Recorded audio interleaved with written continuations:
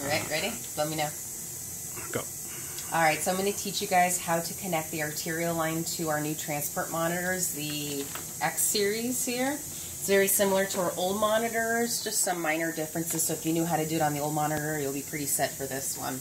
All right, so right now we're not actually connected to a real patient. I'm going to show you guys right here where the arterial line actually physically connects. All right, here. So what's a little different about this monitor is that this line here must always stay with the machine. That did not used to be the case. If you look up here, you'll see it's connected in a site called P1. And if you look down, you have other options, P2 and P3. This is because the monitor technically can hook up more than one arterial line if you need it. So it's kind of cool. We usually use one though. So coming back here, once again, my patient is not connected to anything yet. You can either choose to connect the patient up to the arterial line first, or you can go ahead and do this step. It's up to you. It doesn't matter. All right, so looking at this menu right here, we're not going to use this page of the menu. There's two pages. You're going to click on this arrow button if you don't see what you need. And okay, we see an IBP. IBP stands for invasive blood pressure. So you're going to click on that using the button right here. And you're going to see some options. You're going to see a P1, P2, and P3. So I had shown you that it was connected here on the side to P1. So using the buttons here, you're going to you're going to select P1. You're going to get this screen. Now, I'm not actually connected to my patient yet. So when you look at Zero Probe, it's technically grayed out. It'll become obvious in a second. So I'm going to go ahead and connect it to my patient.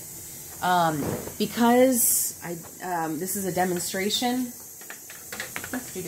I'm actually going to connect it to a CBP, so you're going to see a very funky looking arterial line. Just don't mind that. You can actually show them this part. So I'm going to connect this endpoint to your transducer here. All right, go back there. And if you look now at the screen, you'll see that the Zero Probe has lit up. These buttons right here are universally your, I guess you can say shifter buttons. So you can just go around, see how that just lights up different options. So I'm going to go back to Zero Probe, and when I'm ready with the transducer, I'm going to bring it up.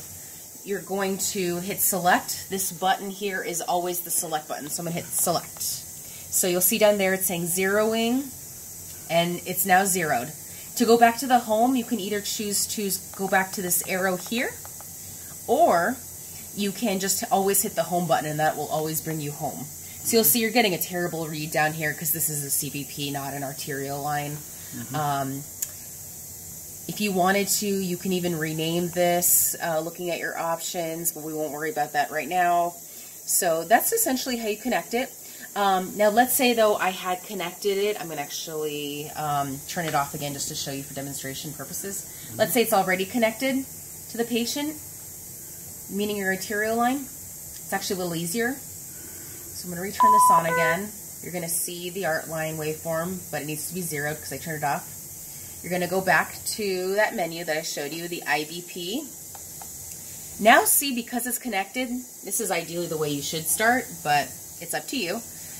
Go back to P1. Notice there's two P1s. Now there's a zero button over here, and I believe this is new. I don't recall the last monitor having this. You select that button that correlates with the zero. You see the zeroing, and it's zeroed, and that's all there is to it. And that's pretty much it. Thank you, Nikki. You're welcome.